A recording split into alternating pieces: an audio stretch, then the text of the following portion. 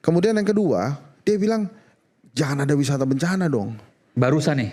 Dia kesel tuh sama, saya yakin dia kesel banget sama perilaku menteri-menterinya yang ke sana, yang akhirnya sama sekali tidak menyelesaikan masalah, malah memperparah keadaan gitu. Misalnya apa misalnya? Sebut aja nggak apa-apa. Ya nggak apa-apa. Ya hari ini saya juga hari ini disampaikan oleh Pak Prabowo, jangan jadi wisata bencana dan itu disampaikan kepada para pejabat menteri-menteri. Iya, itu Anda membaca apa itu? Ya kan itu ada beberapa menteri yang memang datang ke sana untuk pencitraan kan. Saya nggak Misalnya apa apa-apa. pencitraan apa? Misalnya apa? Ya bawa karung beras itu kan pencitraan. Jangan satu dong, biar fair dong. Jangan satu. Gini.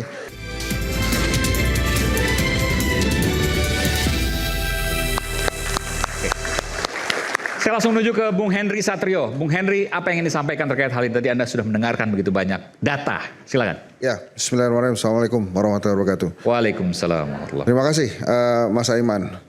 Saya to the point aja nggak apa-apa ya. Silakan.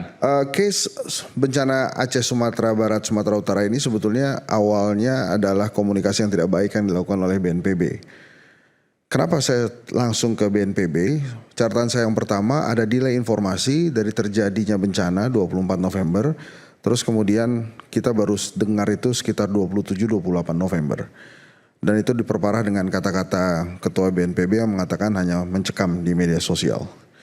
Nah kalau kemudian sekarang teman-teman di lapangan banyak sekali yang menginginkan ada dampak dari pusat ke daerah bencana, harusnya pusat yang ada di daerah bencana itu adalah BNPB.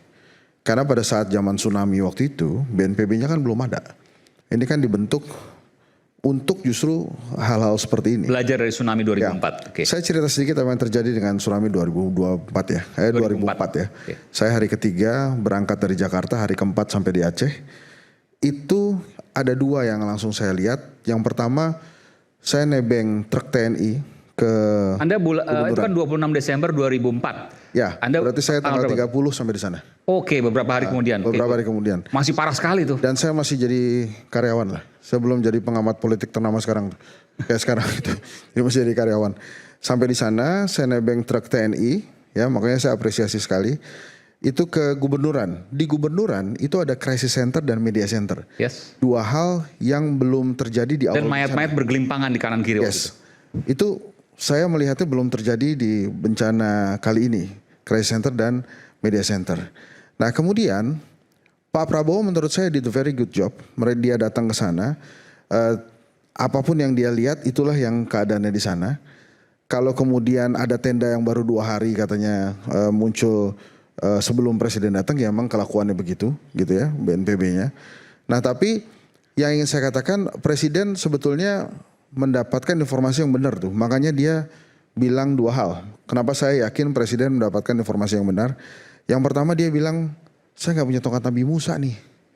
Jadi sabar. Kalau mau kita kerja bareng. Itu indikasi kata-kata dia tidak punya tongkat Nabi Musa. Itu menurut saya karena dia memahami sakitnya ada di sana. Parahnya di sana. Parahnya di sana. Oke. Makanya dia bilang sorry banget nih. Ini kalau saya bahasanya Henry Satrio nih ya, sorry banget nih. Gue gak punya tongkat Nabi Musa tapi gue berusaha kok gitu. Kemudian yang kedua dia bilang jangan ada wisata bencana dong. Barusan nih. Dia kesel tuh sama, saya yakin dia kesel banget sama perilaku menteri-menterinya yang ke sana. Yang akhirnya sama sekali tidak menyelesaikan masalah, malah memperparah keadaan gitu. Misalnya apa misalnya? Sebut aja nggak apa-apa. Ya nggak apa-apa. Ya hari ini saya juga hari ini disampaikan oleh Pak Prabowo, jangan jadi wisata bencana dan itu disampaikan kepada para pejabat menteri-menteri. Iya, itu Anda membaca apa itu? Ya kan itu ada beberapa menteri yang memang datang ke sana untuk pencitraan kan. Saya nggak apa-apa. Misalnya apa pencitraan apa? Misalnya apa? Ya bawa karung beras itu kan pencitraan. Jangan satu dong, biar fair dong. Jangan satu. Gini. Jangan satu dong, biar fair. Mau saya bukan tentang kegiatannya ya. Iya. Apalagi saya tidak pernah keberatan. Kita buka semua. Iya. Ini tenang. Satu karung beras, 2. Itu aja satu lah. Tapi maksud gue gini, yang inti poinnya adalah gini. Gue nggak masalah, saya nggak masalah mau ada pencitraan di sana. Asal 3 hal terpenuhi. Yang pertama lu punya rasa. Pakai rasa empati dong. Boleh kok pencitraan boleh. Yang kemudian sincere, tulus lah. Jadi kalau angkat beras, ngangkatnya rame-rame gitu. Jadi nggak kelihatan pencitraannya. Yang ketiga berdampak. Silakan aja. Kalau mau ke sana nunjuk-nunjuk kan satu partai itu ya. Gitu terus Kalau itu berdampak nggak apa-apa. Jadi saya nggak permasalahkan pejabat yang mau pencitraan di sana, boleh. Asal itu tadi punya rasa, sincere dan berdampak. Rasa, ketulusan, Dan berdampak. dan punya dampak. Nah, itu nggak apa-apa. Nah, balik lagi ke komunikasi tadi. Kita lihat ada perubahan yang signifikan hari ini. Ada informasi harian yang dimunculkan, Baru hari walaupun ini walaupun media centernya belum ada. Jadi artinya apa yang dilakukan Seskap Teddy kemarin berdampak tuh kepada jajarannya Pak Prabowo. Ini orang kan nggak pernah muncul ya, terus tiba-tiba muncul ngomong gitu ya, sampai akhirnya kita bingung. Oh, tumben nih para jubir kemana tuh? Akhirnya Mas Teddy mesti yang muncul ya. Bahkan kata Pak Prabowo, ini orang lebih populer dari gue nih. Kalau kemana-mana justru dia yang disorakin. Tapi maksudnya ada impact, perbaikannya ada. Nah tadi Shirley bilang juga tuh, kenapa nggak bencana nasional? 2016 waktu gempa Aceh, yang kedua tuh 2016, Pak Jokowi waktu itu presidennya, periode pertama nih masih indah-indahnya Pak Jokowi waktu itu. Wakil presidennya JK, kualitasnya ada tuh. Pak Prabowo sekarang juga punya wakil. Maksudnya apa? Kenapa? Maksudnya apa? Enggak, saya cerita. Sekarang Pak Prabowo juga punya wakil. Tendensius. Jadi waktu Pak Jokowi dan Pak JK, itu Pak Jokowi juga netapin bencana nasional. 2 minggu, terus kemudian bencana nasional dicabut. Karena bencana nasional ini kan efeknya ada 3 ya. Yang pertama, semua kegiatan diambil oleh pemerintah pusat. Jadi pemerintah daerah, komandonya dilakukan oleh pemerintah pusat seperti Shirley tadi bilang. Nah ini sebetulnya yang saya harapkan bekerja bukan presiden, tapi BNPB sekarang. Waktu itu, waktu tsunami SBY berkantor di Aceh, yang di Jakarta Yusuf Kala. Tapi sekarang kan udah ada BNPB, harusnya BNPB yang mengambil komando itu. Sekarang komando terdepannya ada di TNI Polri. Kemarin Pak Kasat tuh sampai sangat emosional ya, karena memang saya waktu di zaman tsunami mengalami betul bahwa TNI Polri terdepan tuh memang. Jadi itu nggak masalah. Tapi BNPB-nya kemana? Harusnya memang BNPB. Ada yang mengatakan bahwa relawan BNPB ada kok di daerah. Iya betul. Tapi harus lebih dari itu. Jadi harapan dari masyarakat terhadap BNPB itu lebih tinggi dari apa yang mereka lakukan. Yang kedua, ini yang menurut saya Pak Prabowo nggak suka. Seperti menunjukkan kelemahan negara. Kalau di bencana nasional itu dibuka, maka otomatis terbuka untuk bantuan asing. Nah Pak Prabowo kan berkali-kali, kita harus hidup mandiri. Jangan menundukkan kepala. Harus gagah, berani, sumringah gitu kan. Pak Prabowo tuh keren dia. Jadi artinya dia berusaha dulu untuk memenuhi yang bisa dilakukan oleh negara. Makanya di deploy semua 50.000 TNI Polri ya, 35.000 TNI, 15.000 Polri, itu bagus tuh. Kemudian dampak yang ketiga memang ini travel ban, Aiman. Jadi bisa aja sangat Gak boleh datang ke sana. Bukan, ke daerah-daerah seluruh Indonesia. Oh, travel ban maksudnya? Travel ban nasional. Jadi negara-negara lain akan meminta warga negara yang mau berkunjung ke Indonesia untuk pikir ulang. Karena ada bencana nasional. Kalau bencana nasional diberlakukan. Kalau bencana nasional diberlakukan. Nah mungkin ini juga yang tidak ingin dilakukan oleh Pak Prabowo. Kalau bencana nasional diberlakukan maka akan ada travel ban. Maka orang luar negeri, kedutaan negara-negara asing akan memberikan travel warning untuk tidak datang ke Indonesia. Travel warning untuk datang ke Indonesia. Jadi entar dulu deh. Itu real, nyata? Itu 3 hal itu. Cuma nanti Sadam diklarifikasi. Ada travel warning pasti. Bukan travel warning itu mah pasti kejadian kan kalau itu pengalaman yang kemudian. Walaupun cuma 3 provinsi, ya bukan. Tapi travel warningnya seluruh Indonesia. Saya mau bilang ya ini kan ketika. Nah, itu benar. Pertanyaan saya sederhana. Diksi, saya mau sampaikan dulu. Diksi bencana nasional ketika kemudian dari asing itu kemudian ingin datang ke Indonesia, ini kan bahasa diksi bencana nasional ini kan nasional semuanya. Apakah saya mau bertanya sedikit saja misalkan. Apakah orang asing itu memahami lokasi Sumatera? Gampang sekarang lihat peta gampang. Betul. Google Maps segala macam gampang lah. Tapi ketika ini bicara nasional itu kemudian ada. Pertanyaannya apakah pernah terjadi sebelumnya itu deh. Kita bicara soal track record sebelumnya. Lu jawab aja. Emang bener gitu. Iya, apa contohnya? Misalnya waktu Aceh, waktu apa? Terus kemudian ada travel warning. Saya mau bilang dulu begini bang, ada data empirik sebelumnya nggak ketika ada pemberlakuan bencana nasional maka ada travel warning? Iya, kalau terkait dengan travel warning. Bukan, ada pertanyaan itu ada. Apanya? kalau diberlakukan bencana nasional, Ya. maka muncul travel warning dari negara-negara asing. Bukan dari negara-negara asing ya, tapi kemudian ini yang disampaikan ini resikonya ini kondisinya ada siklon tropis. Nah, saya mau bilang siklon Kalau tropis. siklon tropis nggak tergantung bencana nasional apa enggak kan? Enggak, siklon tropis nggak datang kalau ada bencana nasional. Oke. Siklon tropis itu posisinya itu udah mulai banyak semuanya. Bukan, di pertanyaan saya tadi daerah-daerah. kan Anda katakan, kalau seandainya ini jangan, Ini bener nih. Kalau ada status bencana nasional, maka akan ada travel warning negara-negara lain akan memberikan travel warning ke Indonesia. ke warga negaranya yang mau berkunjung ke Indonesia. Secara umum. Secara nasional, secara umum. Jadi bukan Pertanyaan saya sederhana, pernahkah itu terjadi sebelumnya? Misalnya waktu Aceh, Di Aceh iya travel 2004. warning. Terus kalau nggak salah waktu gempa Aceh juga travel warning tuh. Sayangnya udah almarhum tuh Pak Sutoyo tuh. Dia Oke. ngerti banget tuh si jagoan BMKG kita tuh. Jadi maksud saya 3 hal itu tuh ada tuh pada saat bencana nasional ditetapkan oleh Indonesia. Nah Pak Prabowo dengan paradoks Indonesianya itu dia berusaha untuk membuat kita tangani dulu gitu. Memang kondisinya luar biasa masif. Kondisinya luar biasa masif. Makanya menurut saya sih Aiman sekarang ini kan seperti ada persaingan antara negara dengan perorangan individu nih, tokoh-tokoh, influencer gitu ya. Sebetulnya sih nggak bisa kita ngalahin negara gitu. Karena ini kan pertandingannya pertandingan maraton nih.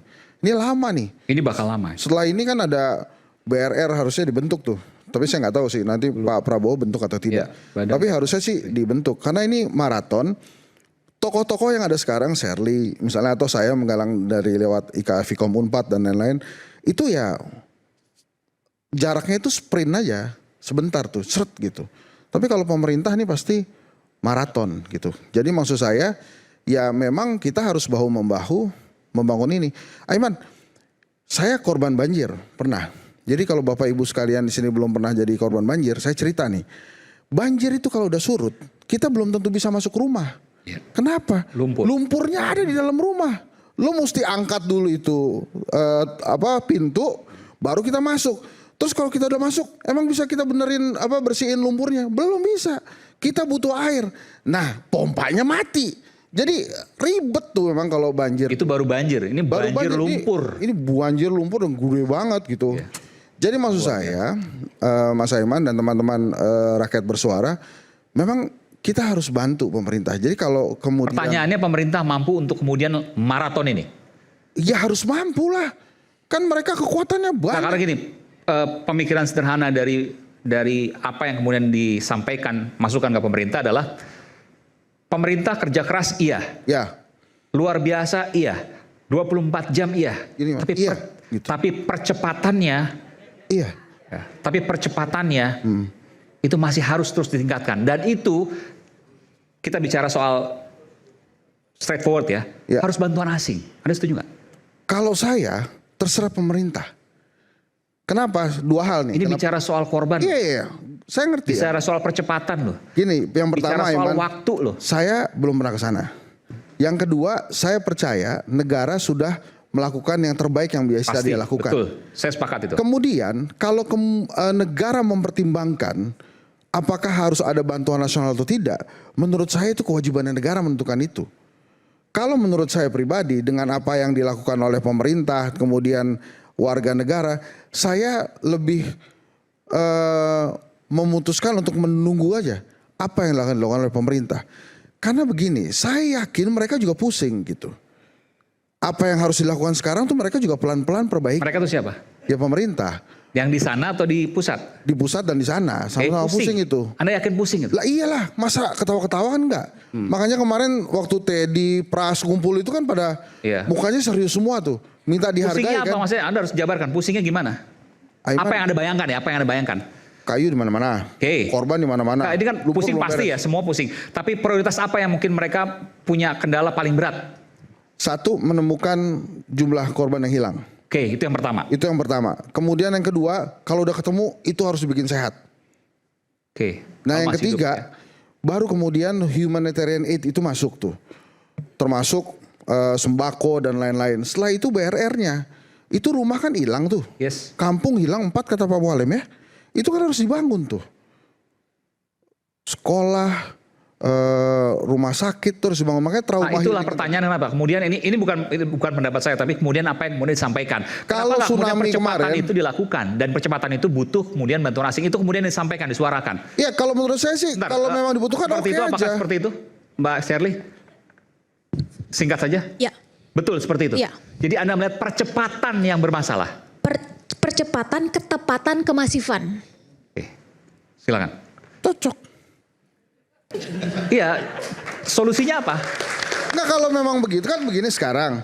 Kan kita mau, ini kan seperti Mas Solusinya Aiman, apa? Mas Aiman kan pengen maksa ke negara, udah dong buka Bukan, bantuan asing. ini logika yang kemudian disampaikan. Lah sekarang pemerintahnya masih bilang mampu.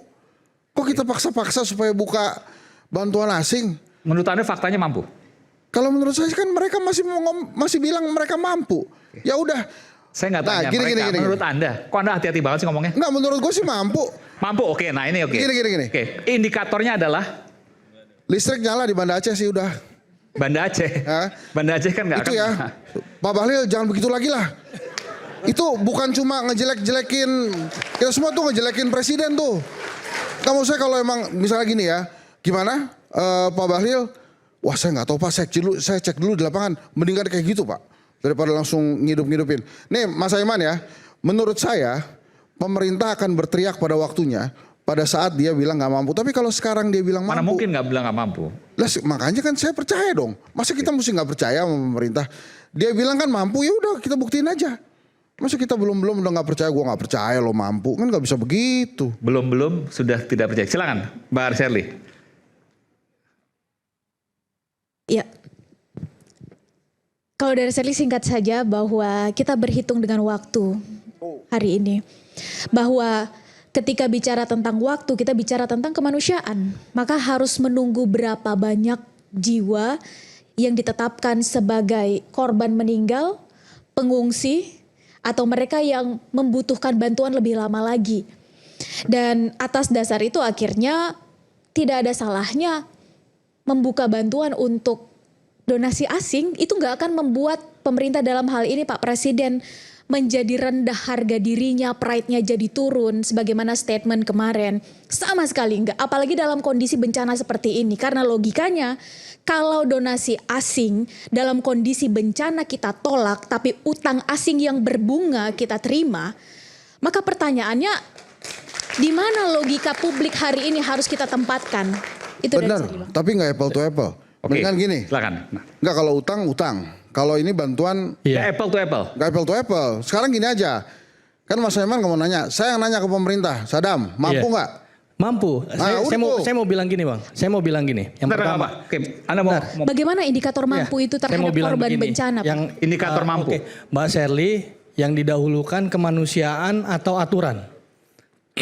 Kalau bagi saya kemanusiaan. Pak. Kemanusiaan, oke. Ketika kita berbicara kemanusiaan, maka dari pertama kali yang kemudian dilakukan adalah kemanusiaan. Berbagai macam sumber daya yang kemudian diserahkan, diberikan oleh negara, itu adalah kemanusiaan. Kalau kita berbicara aturan, maka ini ada tahapan-tahapannya ketika tadi meminta bantuan asing. Artinya itu kita akan, ini posisi force majeure, makanya pemerintah harus hadir dengan cepat karena itulah kemanusiaan. Yang kedua, ketika kita berbicara soal bantuan asing, ketika Aceh, di tsunami Aceh itu total bantuan asing state to state itu 42,9 triliun. 2004 tuh ya waktu itu. 2004. Dengan status bencana nasional. Ada 42 triliun. ada 5 negara dan dari satu United Nation. Oke. Nah, kemudian ketika hari ini dukungan dari Pak Presiden, dari pemerintah, dari Menteri Keuangan itu sebesar 60 triliun dengan pemangkasan dana-dana atau efisiensi kementerian lembaga yang menggunakan rapat-rapat yang tidak penting. Kemudian akhirnya dilakukan efisiensi itu untuk rakyat. Nah, disinilah yang dibahasakan oleh Pak Presiden dari kemudian di awal sekali itu kebocoran-kebocoran dari anggaran. Mas Adam bukan itu yang ditanya Shirley. Yang ditanya Shirley kan Mampu. Mas Adam bilang mampu. Iya mampu. Shirley bilang mau berapa lama Oke. di deploy-nya. Ada percepatan. Enggak, silakan. Oke. Maaf. Ya, ada percepatan ya Bang, ada percepatan. Pak Presiden juga sudah memberikan bahwa penegasan adanya Satgas Percepatan Pemulihan, Rehabilitasi dan Rekonstruksi. Oke. Ya, dari situ kemudian anggaran tadi yang saya sampaikan dari percepatan itu sebesar 51,82 triliun. Dan dari situ pula itu anggaran kemudian diaminkan oleh Menteri Keuangan sebesar 60 triliun. Per hari ini transfer ke daerah itu 44 triliun. Artinya saya mau bilang bahwa dari transfer ke daerah untuk bantuan support dari Aceh, Sumatera Utara dan Sumatera Barat itu sudah melebihi bantuan asing ketika di tsunami Aceh. Nah, itu yang kemudian ketika Pak Presiden mengatakan bahwa kita mampu dan kita sanggup terkait pertama anggaran. Yang kedua, bagaimana distribusi logistik, bagaimana kemudian pangan, bagaimana kemudian distribusi dari Tentara Nasional Republik Indonesia, TNI, kemudian dari Polri, itu jumlah yang kemudian alutsista yang diberikan Masif. itu masif sekali. Sebentar, silakan Mbak Sherly. Sebentar, nanti saya berikan. Silakan Mbak Sherly. Nanti saya berikan, Mbak. Abis itu saya lagi ya. Ya. Kalau tadi Anda katakan, saya harus fair juga ya. Ya. Anda menilai ada rasa ketidakmampuan. Anda bisa sebutkan di mana rasa ketidakmampuan itu? Fakta apa yang Anda bisa sebutkan? Kalau ditanya fakta, saya hanya bisa menjawab kondisi lapangan. Oke. Karena pertama sebagai rakyat, yang kedua adalah sebagai relawan yang hadir di lokasi. Sekiranya bisa tersambung dengan Mbak Ciki, maka bisa dilaporkan. Maka tentu yang kita harapkan dari laporan barusan adalah kecepatan realisasi di lapangan. Itu saja, Bang Ali. Dan Anda menilai itu masih jauh dari harapan? Setidaknya sampai hari ini masih jauh dari harapan. Oke, saya. Oke. Ini pengalaman Mas Aiman. Oke. Memang skalanya Anda kayaknya harus di sini nih. enggak, bukan, ini saya cerita pengalaman aja. Ini saran ke pemerintah. Memang skalanya tidak sebesar Sumatera waktu gempa di Jogja. Ya. Saya pergi ke crisis center di Bantul hari H nih. Jadi happens pagi, saya dini hari udah di Bantul tuh. Itu kantor Bupati Bantul jadi crisis center, jadi media center juga. Jadi saya bawa bantuan nih. Mas Henry, kamu bawa bantuan apa? Saya bawa 10 tenda darurat untuk sekolah misalnya ya. Waktu itu gue bilang begitu tuh. Nah, dia tulis tuh, oke, 10 tenda darurat ini bisa nggak dipakai buat pengungsi dulu? Kamu pergi ke sini ya, pergi ke sini, pergi ke sini, pergi ke sini, pergi ke sini. Itu yang terjadi di Bantul waktu itu. Sama, waktu di Aceh juga begitu. Saya mau cari penerima beasiswa Sampurna Foundation waktu itu yang meninggal. Kemana saya? Ke crisis center. Saya lihat tuh korbannya. Oh, di sini titik ini, titik ini, titik ini. Itu yang menurut saya nggak tahu, Sherly, saya nggak di lapangan. Tapi menurut saya dengan adanya chaos yang hari ini terjadi sampai akhirnya Teddy Pras Kasat kemarin press conference itu karena tidak ada crisis center dan media centernya. Maka menurut saya hari ini yang harus dilakukan oleh pemerintah adalah supaya konfirmasi Sadam bahwa pemerintah mampu itu dilihat oleh masyarakat. Dikomunikasikan satu, kemudian terus gini. Itu relawan-relawan yang ada di Aceh yang di titik-titik itu kumpulin deh di Aceh itu. Coba kalian udah pernah kemana, itu dicatetin Jadi aja. sebenarnya Anda sendiri masih nggak yakin kalau pemerintah mampu apa enggak? Ini soal komunikasi ya? Enggak, saya sih yakin mampu kalau itu dilakukan. Yakin mampu, cuman komunikasi tidak dilakukan? Ya, kalau nggak ngerti gimana panggil saya. Oke. Saya bantuin, maksudnya saya bantuin. Izin Bang, boleh. Yakin mampu tapi masalahnya hanya komunikasi, Sherly. Komando, Iya. kalau ada hari ini yang sangat Bukan komunikasi, bukan sekadar komunikasi. kolaborasi, bentuknya adalah komando. Apa yang harus dilakukan oleh relawan? Iya.